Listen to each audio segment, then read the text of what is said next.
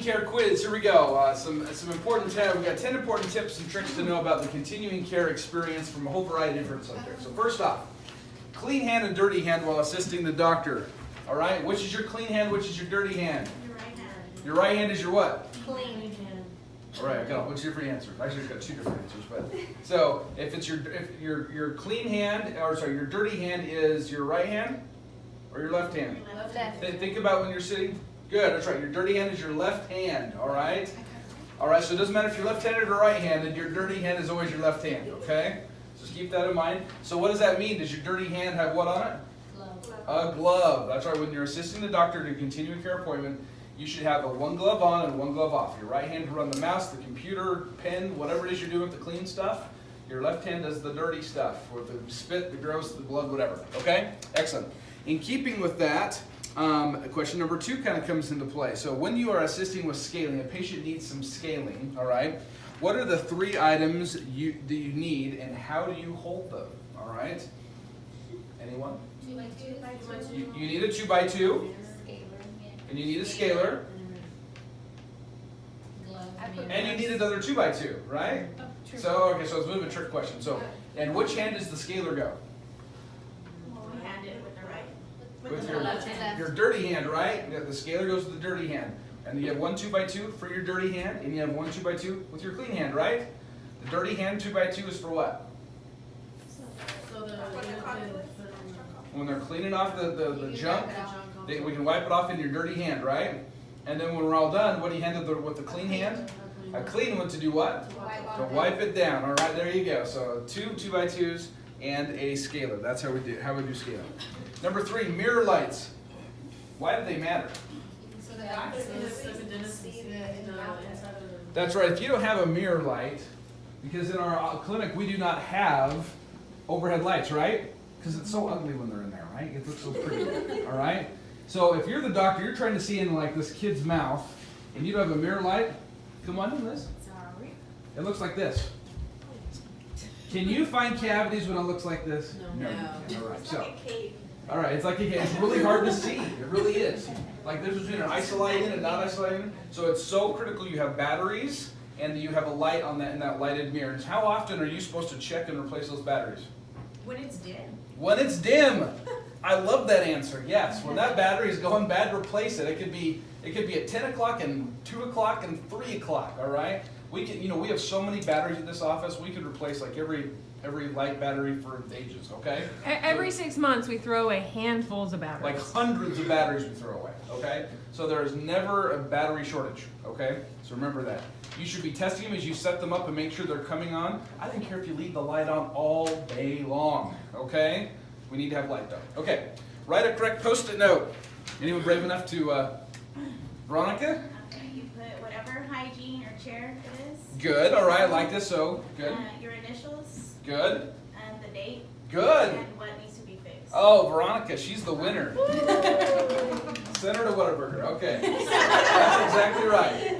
So, in this case, you would say, broken isolite in your best handwriting, all right? I have seen some post notes you're like, I think we're supposed to order, graham crackers from Walmart.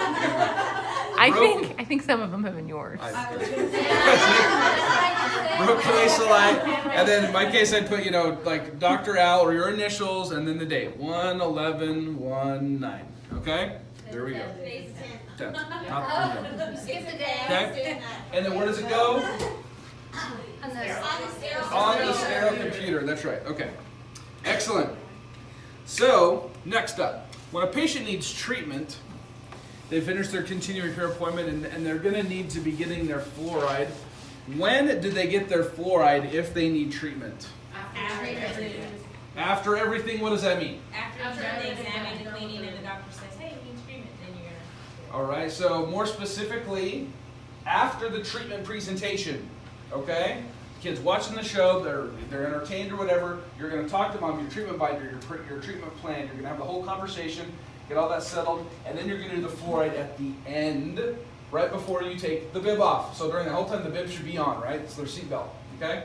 So that's key. Now, what if they need sealants? When do you do fluoride? After sealants. After the sealants, that's right. Why is that? 2 reasons. Because The flavor, because the sealants taste like crap. All right, so we put that in there so we can make it taste better. And number 2, and because you're like if you put water, you're putting water and stuff in their mouth, so you're gonna rinse it off, right? There we go. Awesome. You guys are doing really well. Okay. Number 6, hygiene card, or the report card, their hygiene grade. All right. In case you have not seen this before, this is the Cavity and hygiene grade side, right? This little section right down here. And if you've ever noticed, but it says my dental grade and it has A, B, C, or D at the bottom. All right.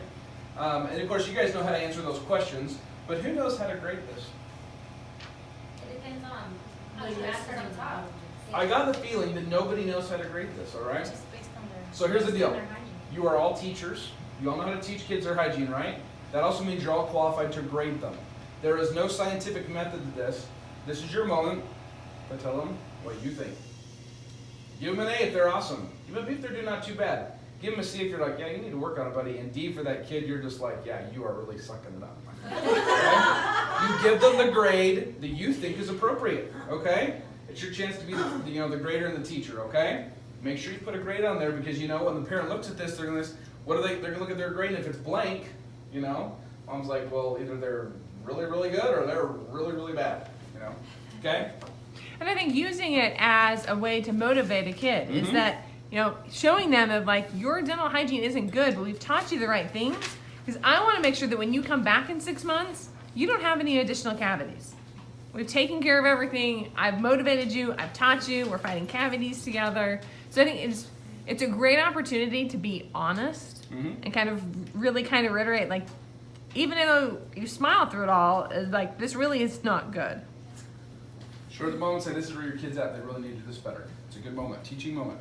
All right, ortho grades. Since we're on this is the next one. When do you score it, and when do they get a smiley face? They get it score when they have the 6 molars. Fully lifted. 6-year molars. So when their 6-year molars are in and kind of touching, that's when they start to get an ortho grade, right? That means you're going to go through and you're going to score all of this, all right? If they don't have those teeth in yet, then they get a smiley face. Isn't that nice? All right? They shouldn't get a big X. That's like, that's just our They should get a smiley face, right? All right? And then are all of our patients, just a reminder, all of our patients that are that age should get an ortho grade, okay? This is one of the most commonly forgotten things that I catch down in the clinic, okay? Most of the time it's because y'all aren't very confident in what the score is, okay? I want all of you to become an expert. Any assistant that's really tried and asked and got feedback from the doctor eventually becomes really, really good at this, okay? I want all of you to become good at it. So ask, all right? Don't be afraid. Say, hey, what is the bite, Dr. Al? And we can talk about it, all right? I'm happy to do that, okay?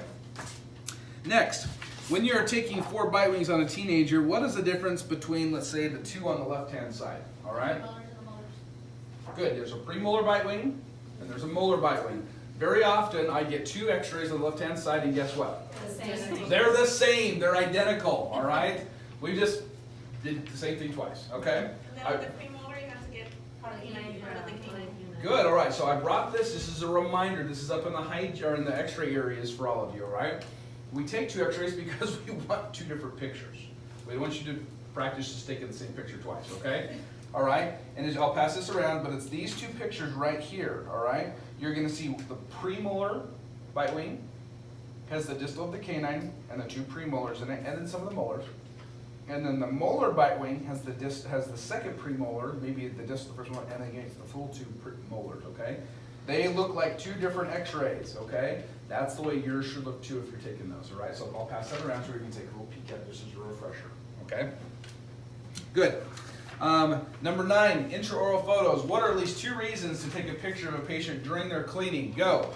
So if they're, go ahead, Mike. Oh, so if they have some bleeding or whatever, you want to show them that, hey, there's bleeding. Bleeding. You gotta brush a little better. If you get bleeding, all right, you take a picture of it, all right? That's a great thing. It's an eye catcher. It's a great educational moment, okay? Take pictures of bleeding, all right?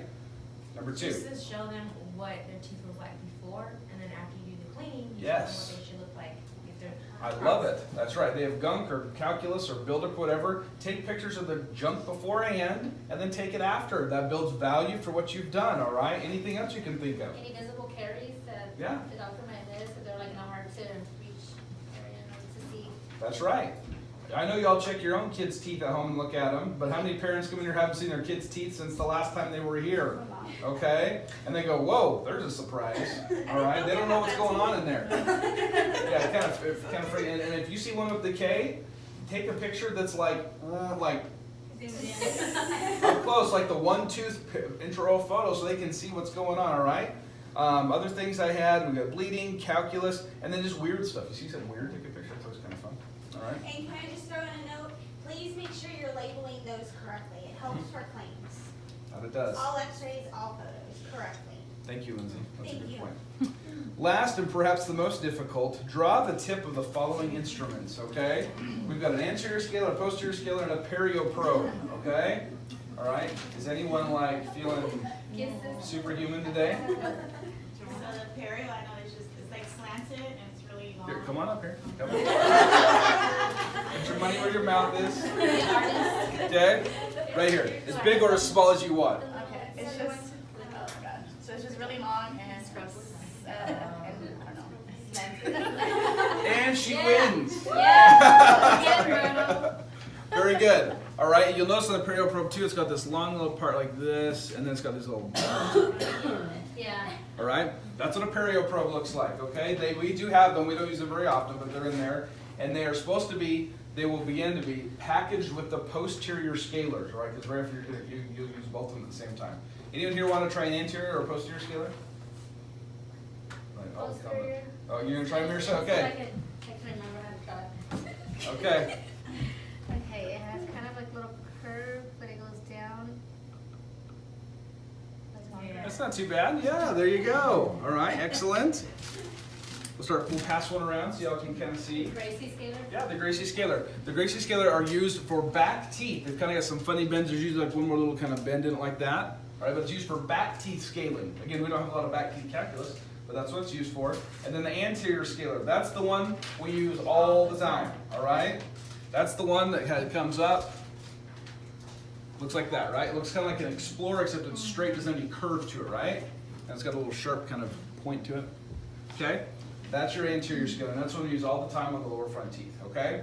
Excellent. So again, remember, these two will be packaged together. Those will be separate, and there we go. So there's a few tips for the continuing care appointment today. And